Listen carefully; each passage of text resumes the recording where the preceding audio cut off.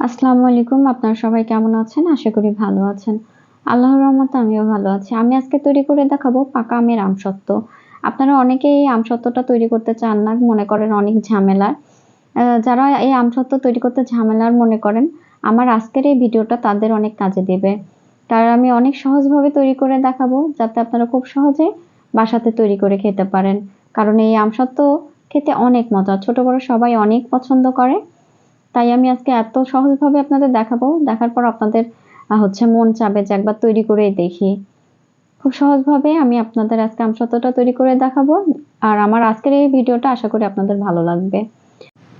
এখন মূল রেসিপিতে যাওয়ার আগে আপনাদের কাছে আমার রিকোয়েস্ট, আমার ভিডিওটা ভালো লেগে থাকলে অবশ্যই আমার ইউটিউব চ্যানেলটা সাবস্ক্রাইব করবেন এবং বেশি বেশি করে লাইক, কমেন্ট, শেয়ার করে দিবেন। আর পাশে থাকার বেল বাটনটা অন করে রাখবেন, যাতে আমি এরকম ভিডিও দেওয়ার সাথে সাথে আপনাদের কাছে নোটিফিকেশন পৌঁছে যায়। আর যদি ফেসবুক পেজ থেকে দেখে থাকেন তবে অবশ্যই ফলো দিয়ে আমার পাশে থাকবেন। এখন আমরা মূল রেসিপিতে চলে যাব। এখন আমসত্ত্বটা তৈরি করার জন্য আমি এখানে পাকা 10-12টা আম নিয়েছি, আর আমটা ছোট ছোট করে কেটে ব্লেন্ডারে ব্লেন্ড করে নিয়েছি। আপনারা দেখে হয়তো বুঝতে পারছেন, একদম মিহি পেস্ট করে নিয়েছি। আপনারা এভাবে ছোট ছোট করে কেটে পাকা আমগুলো ব্লেন্ডারে ব্লেন্ড করে নেবেন, তাহলে খুব ভালো হয়। এখন আমি এর মধ্যে দিয়ে দিচ্ছি লবণ। অবশ্যই লবণটা দেওয়ার চেষ্টা করবেন। আমি এখানে লবণ দিয়ে দিলাম। এখন দিয়ে দিব চিনি। এই আমটা অনেক মিষ্টি, তার জন্য আমি এখানে হাফ কাপ চিনি দিয়ে দিলাম। দিয়ে খুব ভালো করে মিশিয়ে এখন আমি এটা জাল করে নিব। অনবরত নাড়াচাড়া করে এই আমটা জাল করে নিতে হবে। তো আমি খুব ভালো করে নাড়াচাড়া করে জাল করে নিচ্ছি। এই যে আমি নাড়াচাড়া করে খুব ভালো করে আমের মধ্যে যতটুকু পানি ছিল সেটা শুকিয়ে নিচ্ছি। যদিও আমি পানি দিয়ে ব্লেন্ড করিনি, আমি শুধু আমি ব্লেন্ড করেছি। আপনারাও আমটা এমনি এমনি ব্লেন্ড করবেন, একটু পানি দিবেন না। তারপরেও যে রসটা ছিল আমের, সেই রসটা আমি খুব ভালোভাবে শুকিয়ে নিচ্ছি জাল করে। আর আমার আমটা জাল করা হয়ে গিয়েছে, খুব ভালোভাবে বলক উঠে গিয়েছে এবং খুব ভালোভাবে জাল করা হয়ে গিয়েছে। এটা আমি এখন চুলা থেকে নামিয়ে নিব। খুব ভালোভাবে জাল করে নিয়েছি, এখন এটা আমি চুলা থেকে নামিয়ে একটা পাত্রে ঢেলে নিব। এই যে আমি এখানে একটা ছড়ানো পাত্র নিয়েছি, আর এর মধ্যে আমি সরিষার তেল দিয়ে খুব ভালোভাবে মাখিয়ে নিয়েছি, যাতে আমসত্ত্ব যখন আমি উঠাবো তখন খুব সহজে যেন উঠে যায়। তাই আমি খুব ভালোভাবে এখানে তেল ব্রাশ করে নিয়েছি।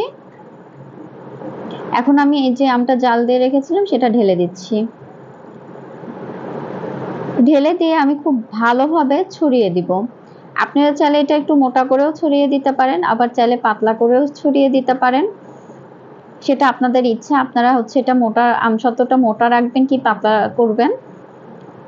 তো আমি খুব ভালোভাবে ছড়িয়ে দিয়েছি, দেখে হয়তো বুঝতে পারছেন।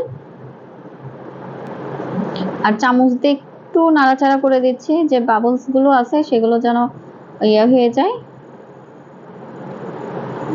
আর একটু ঝাঁকিয়ে দিচ্ছি, সব দিকে যেন সমানভাবে সেট হয়, তার জন্য আমি একটু ঝাঁকিয়ে দিচ্ছি। দিয়ে এখন এটা আমি রোদে দিব, আর রোদে দিয়ে খুব ভালোভাবে শুকিয়ে তারপর আপনাদের দেখাচ্ছি। এই যে আমসত্ত্বটা আমি রোদে দিয়ে খুব ভালোভাবে শুকিয়ে নিয়েছি, আর শুকানোর পর এরকম হয়েছে, আপনারা হয়তো দেখে বুঝতে পারছেন। খুব ভালোভাবে শুকিয়ে নিয়েছি। এখন এটা আমি একটু পিস পিস করে কেটে আপনাদের সঙ্গে শেয়ার করছি যে কেমন হয়েছে। আর এটা আমার রোদে দিয়ে শুকাতে 4 থেকে 5 দিন লেগেছে, কারণ খুব একটা ভালো রোদ ছিল না, এই জন্য 5-6 দিন লেগে গেছে। তো এই যে আমি একটা পাত্রে কেটে কেটে ছোট ছোট করে কেটে পরিবেশন করেছি। দেখেন দেখতে কতটা সুন্দর আর লোভনীয় হয়েছে। আপনারা যারা আমসত্ত্ব তৈরি করতে ঝামেলা মনে করেন, তাদের আমার আজকের এই ভিডিওটা অনেক কাজে দিবে, কারণ আমি খুব সহজভাবে খুব সহজ পদ্ধতিতে করে দেখিয়েছি, যাতে আপনারা খুব সহজে বাসাতে তৈরি করতে পারেন। আর এই আমসত্ত্বটা খেতে কিন্তু অনেক মজার, ছোট বড় সবাই অনেক পছন্দ করে। তাই চেষ্টা করবেন একবার হলেও বাড়িতে এইভাবে আমসত্ত্ব তৈরি করার, কারণ এই আমসত্ত্ব তৈরি করা একদমই ঝামেলার কিছু না, কিন্তু খেতে অনেক মজার। তো বাসাতে একবার হলেও ট্রাই করবেন। আর আমার আজকের এই ভিডিওটা কেমন হয়েছে বা আপনাদের কাছে কেমন লেগেছে অবশ্যই আমাকে কমেন্টসে জানাবেন। আর আমার ভিডিওটা ভালো লেগে থাকলে অবশ্যই আমার ইউটিউব চ্যানেলটা সাবস্ক্রাইব করবেন এবং বেশি বেশি করে লাইক কমেন্ট শেয়ার করে দিবেন। আর যদি ফেসবুক পেজ থেকে দেখে থাকেন তবে অবশ্যই ফলো দিয়ে আমার পাশে থাকবেন। আর কেমন হয়েছে অবশ্যই কিন্তু আমাকে কমেন্টসে জানাবেন, আর বাসাতে একবার হলেও ট্রাই করবেন। তো আজকে এই পর্যন্তই, সবাই ভালো থাকবেন, সুস্থ থাকবেন। আল্লাহ হাফেজ।